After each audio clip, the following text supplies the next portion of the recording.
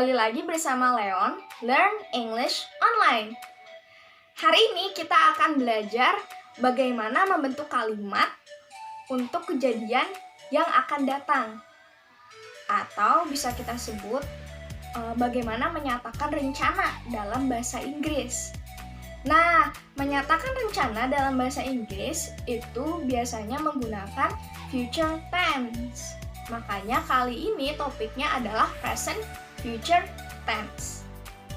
Nah, seperti yang sudah dijelaskan tadi, present future tense karena tense-nya itu future atau masa yang akan datang, berarti kalimat ini harus menunjukkan sesuatu yang akan dilakukan di masa depan atau masa yang akan datang. Gitu.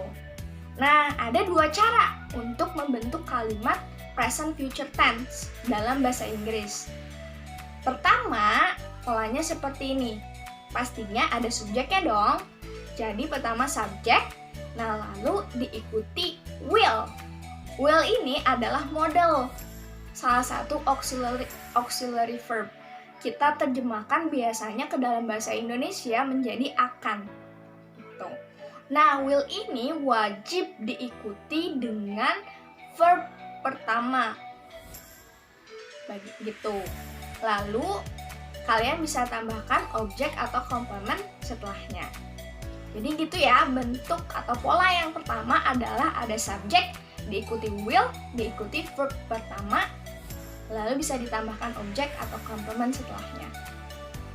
Lalu, bentuk yang kedua adalah menggunakan be going to. Nah, bagaimana tuh? Jadi pertama seperti biasa diawali dengan subjek. Nah, lalu diikuti dengan to be dulu. To be-nya ini tentunya harus to be yang present. To be present itu ada 3. Am, is, are. Kalian tentunya udah tahu kan kapan pakai am, kapan pakai is, dan kapan pakai are. Am itu tentunya to be untuk subjek I. Sementara are untuk subjek yang jamak, semua subjek yang jamak, dan juga untuk subjek you. Sementara is digunakan untuk semua subjek yang tunggal atau cuma satu, kecuali subjek you dan subjek I. Nah gitu ya, jadi ada subjek, lalu diikuti to be, nah lalu diikuti going to. Nah lalu ditambahkan lagi dengan verb pertama. Jadi setelah be going to harus selalu verb 1. Sama kayak tadi, setelah will pasti harus verb 1. Lalu setelahnya kalian bisa tambahkan objek atau komplement, tergantung bentuk kalimatnya nanti seperti apa. Nah, jadi tadi kalau bentuk yang pertama adalah subjek ditambah will ditambah verb pertama, bentuk yang kedua adalah subjek ditambah to be tambah going to tambah verb pertama.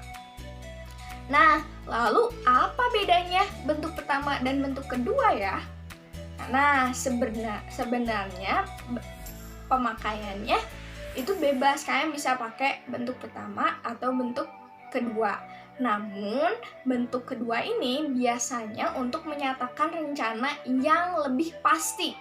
Jadi, kemungkinan terjadinya lebih besar. Jadi, misalnya, kalau misalnya kalian bilang, misalnya aku akan pergi ke Bandung besok. Kalian bilang, I'm going to Bandung tomorrow, sama I will go to Bandung tomorrow. Nah, jadi kemungkinan terjadinya itu bakal lebih besar kalau kalian pakai bentuk kedua, pakai I'm going to Bandung tomorrow. Nah, gitu. Paham ya? Nah, kalau misalnya sudah paham dengan konsepnya, ayo kita coba buat kalimatnya, contoh kalimatnya supaya kalian lebih paham. Misalnya, gimana ya kalimatnya? Oh, gimana kok kayak gini? Besok, kemungkinan besok akan hujan, atau kemungkinan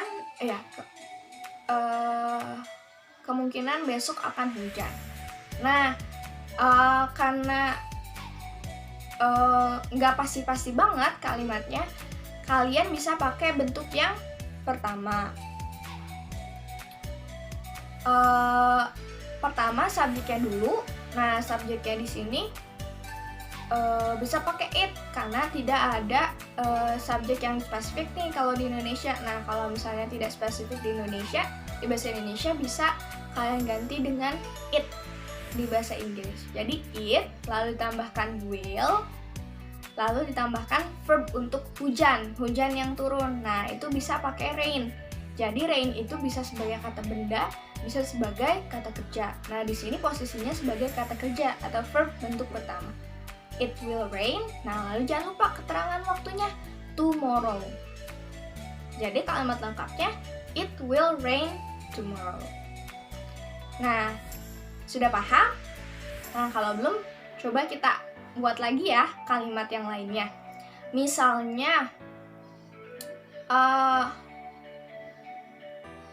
tahun depan aku akan lulus SMA.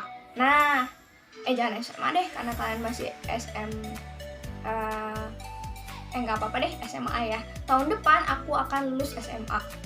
Nah, itu lebih pasti kan ya, kemungkinannya besar kalian lulus SMA. Nah, kalian bisa pakai bentuk yang kedua. Jadi, tahun depan itu next year. Subjeknya aku kan ya, next year I. Terus pakai to be plus going to. Nah, to be-nya I itu kan am. Jadi, next year I am going to. Lulus itu bahasa Inggrisnya graduate. Verb pertamanya pun graduate. Jadi, next year I'm going to graduate high school atau from high school. Next year I'm going to graduate from high school. Nah, gitu ya kalimat kedua. Paham? Kalau misalnya masih ada yang mengganjal, bisa ya kalian tanyakan di kolom komentar. Jadi jangan ragu-ragu untuk menanyakan lewat komentar. Jangan lupa juga untuk like video ini dan subscribe supaya kalian bisa lihat perkembangan video-video yang kami upload yang terbaru apa saja.